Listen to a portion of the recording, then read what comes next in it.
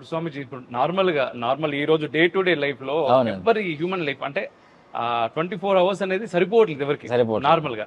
దాంట్లో మనకి ధర్మం గురించి ఒకసారి అనుకుంటే పురాణాలు, ఇతిహాసాలు, వేదాలు ఎన్నో ఎన్నో ఎన్నో ధర్మాన్ని గురించి చెప్పేటివి ఉన్నాయి. అయితే ధర్మ సూక్ష్మం అర్థం చేసుకోవడం ఎలాగా సామాన్యులు. మరొకటి ఇప్పుడు భగవంతుని చేరుకునే మార్గం అని చెప్పారు మీరు. అసలు భగవంతుని ఎందుకు చేరుకోవాలి? మనస్సు అన్నిటికంటే ప్రధాన సాధనం ధర్మానికి. ముందు తమరు అడిగినటువంటి ఒక ప్రశ్న, ఈరోజు 24 గంటలు మనిషికి సరిపోవట్లేదు.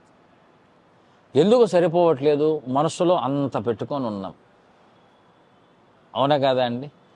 నిర్మలమైన మనస్సుకు 24 గంటల్లో మోక్షాన్ని పొందొచ్చని శాస్త్రం చెప్తుంది.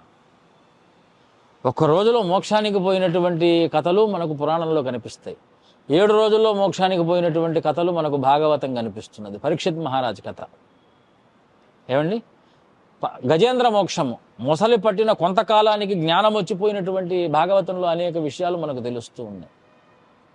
మరి 24 గంటలు మనకు సరిపోవట్లేదు అంటే ఆయుర్దాయ ప్రమాణాన్ని మనం తగ్గించుకుంటున్నాం, సమయాన్ని వేగపరుచుకుంటున్నాం, దేహధర్మాన్ని నాశనం చేసుకుంటున్నాం, ఆరోగ్య ధర్మాన్ని నాశనం చేసుకుంటున్నాం. ఇటువంటి చిత్త చాంచల్యమైనటువంటి పరిస్థితుల్లో శాంత భావంతో సాధించే మోక్ష మార్గం దుర్లభం.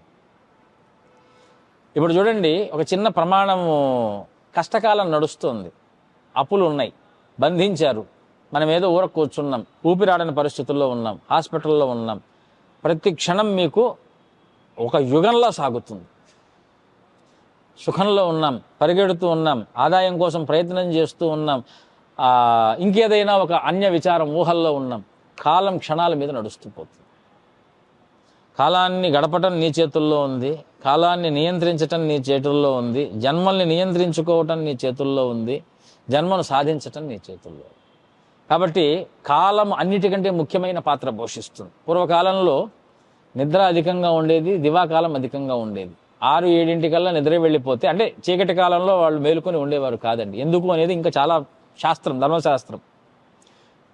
నిశీతి పుట్టగానే నిద్రపోవాలి, బ్రహ్మ ముహూర్తం పుట్టగానే లేవాలి, పెద్దలు మొరటు వాళ్ళు పల్లెటూర్లలో చెప్పేటువంటి మాట.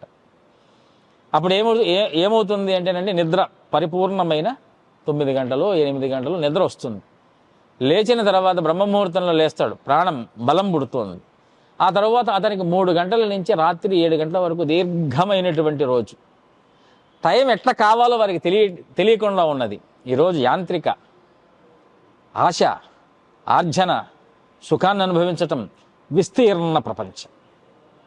కేవలం భారతదేశ పరిమితిగా మనం నడవట్లేదు, ప్రపంచ పరిమితిగా నడుస్తున్నాం. భారతదేశ దినం వేరు, ప్రపంచ దేశాల్లో ఒక్కొక్క దేశానికి ఒక్కొక్క దిన ప్రమాణం వేరు. మనం అన్నిటినీ ఒక్క దినంలో సాధించాలని చూస్తాం.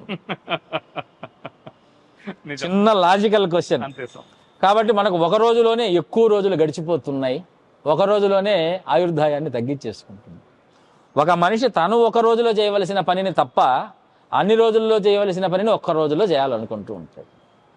అందుకే యత్యాశ్రమంలో ఉన్న, వైదిక ఆశ్రమంలో ఉన్న ఎవరికైనా రోజుకు నువ్వు చేయవలసిన పని తప్ప విహిత అవిహితమైనటువంటి పనులు ఏవి ఎక్స్ట్రాగా చేయటానికి వీల్లేదు. మాకు రోజు ఎక్కువగా గడుస్తుందండి. ప్రయాణ సంచారాల్లో తప్ప అనుష్ఠానంలో కూర్చుంటే అసలు కాలమే మాకు పోదు.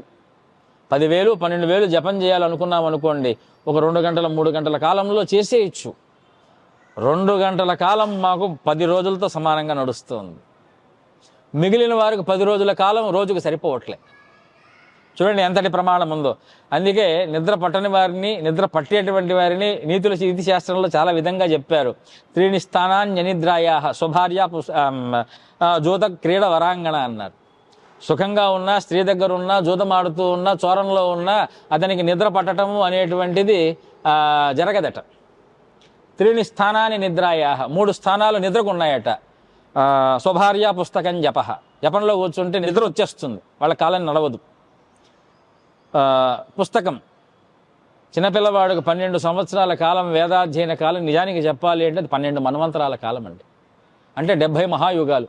ఒక పుస్తకం పెట్టి ఒక మంత్రము సస్వరంగా అక్షర సహితంగా మదికి ఎక్కాలి అంటే ఆ పిల్లవాడు నాకు ఎక్కినది గట్టైనది అనేటప్పటికీ మనకు కొన్ని కాలాలు గడిచిపోయినట్టుగా భావిస్తూ ఉంటాం. అదే విద్యాభ్యాస కాలం అయిపోయి సంసారంలో పడితే జీవితం మరణ పర్యంతం ఎంతకాలం సాగిందో తెలియదు. అందుకే ఉత్తమ కాలం బ్రహ్మచర్యం, అధ్యయన కాలం జపకాలం. అందుకే చూడండి, చిన్నగా చెప్పారు విదురుడు ధృతరాష్ట్రుడితో, నీకు నిద్ర పట్టకపోవడానికి 3 కారణాలు. ఆయనకు నిద్ర పట్టలేదు. పాండవుల అరణ్యవాసానికి వెళ్ళిన తర్వాత విదురుడిని పిలిచాడు, కూర్చోబెట్టి నాకు నిద్ర పట్టలేదు అన్నాడు. నువ్వు చేసిన ధూర్తమైనటువంటి పనులే నీకు నిద్ర పట్టకపోవడానికి కారణం. ఏమిటి అంటే 3 స్థానాన్యనిద్రాయాహ, అనిద్రకు 3 స్థానాలు: జూద, చోర, వరాంగణ. స్త్రీలను బాధ పెట్టడం, జూదమాడించటం, చౌర్యం, ఈ 3 పనులు నువ్వు చేశావు. పాండవుల చేత జూదమాడిచ్చావు, స్త్రీని అపహరింపజేశావు, వారి సమస్త సొత్తుని కాజేశావు. ఇంకా నీకు నిద్ర ఎట్లా పడుతుంది అన్నది.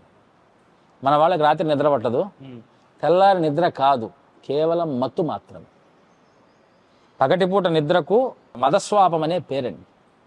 అంటే మత్తుతో శరీరము నిస్తేజమై పడుకోవటమే తప్ప 4 శరీరాలు నిద్రపోయే కాలం కాదు.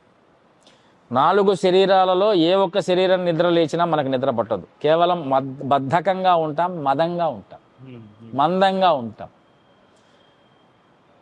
4 శరీరాలు నిద్రపోయేటువంటి కాలం శాక్తేయ జ్యోతిష్శాస్త్ర ప్రకారంగా 7-7:30కు ప్రారంభమైతే 2-2:30 మధ్యకాలంలో నిద్ర లేస్తాయి. మహాకారణ శరీరం నిద్రలేచే కాలం 3, కారణ శరీరం నిద్రలేచేటువంటి కాలం 5, సూక్ష్మ శరీరం నిద్రలేచేటువంటి కాలం సూర్యోదయ కాలం. స్థూల శరీరం నిద్రలేచేటువంటి కాలానికి ప్రమాణమే లేదు, అది ఎప్పుడైనా లేయచ్చు. 10కి లేయచ్చు, 12కి లేయచ్చు, 3కి లేయచ్చు, పగలంతా నిద్రపోవచ్చు కుంభకర్ణుడిలాగా. ఆ 3టిని నిద్ర లేపితే స్థూల శరీరం ఎప్పటికీ జాగృతావస్థలో ఉంటుంది. అందుకే జాగ్రత్త, స్వప్న, సుషుప్తి అన్నారు. సుషుప్తిలో వచ్చేదే నిద్ర తప్ప స్వప్నావస్థ కూడా నిద్ర కాదు.